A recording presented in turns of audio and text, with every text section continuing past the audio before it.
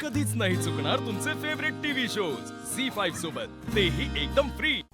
कुठे शीश तुझे सांग लवणार आहे, नमन तू कुणा सांग करणार आहे।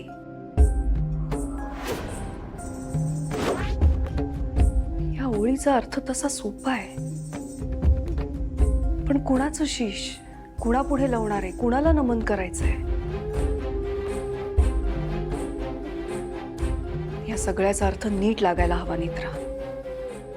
जरा जरी चूक झाली ना तर आपण वाट भटकू।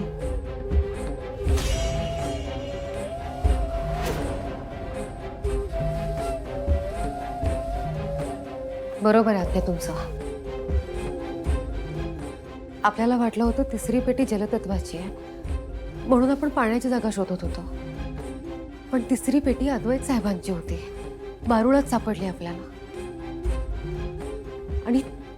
आणि तिसऱ्या पेटीनंतर समीकरणं खूप बदलली आहेत। अनपेक्षित गोष्टी समोर येत आहेत, अनपेक्षित गोष्टी घडत आहेत। म्हणूनच आपण कुठल्याही निर्णयापर्यंत नको पोचूया।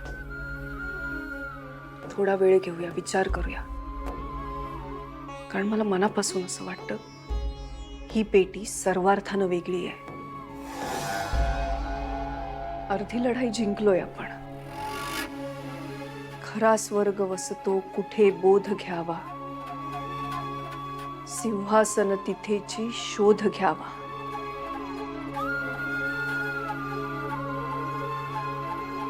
स्वर्ग कुठे वसतो तिथेच सिंहासन सुद्धा असेल आणि तिथेच शोध घ्यायचा आहे। पण कुणाचं सिंहासन?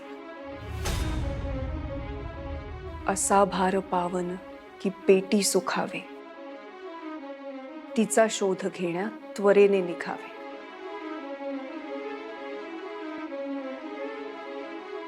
पेटीवर असा कुठला भार आहे की ज्यामुळे पेटी सुखावली?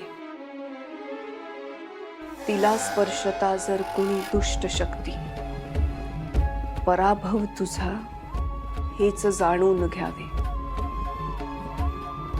दुष्ट शक्ती म्हणजे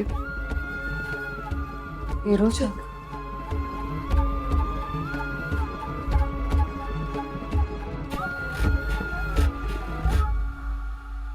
आत्या, याचा अर्थ चौथी पेटी विरोचकाची सुद्धा असू शकते। आपल्याला खूप काळजी घ्यायला हवी।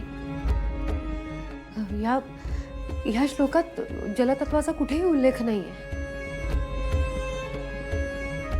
आत्या, हा श्लोक रुपालीबाई साहेबांकडे सुद्धा आहे।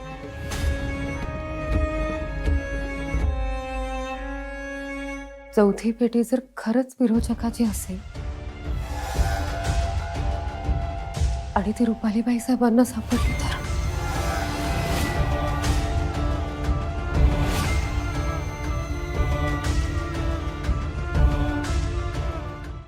झी5 ॲप डाउनलोड करा आणि पहा सर्व एपिसोड्स एकदम फ्री।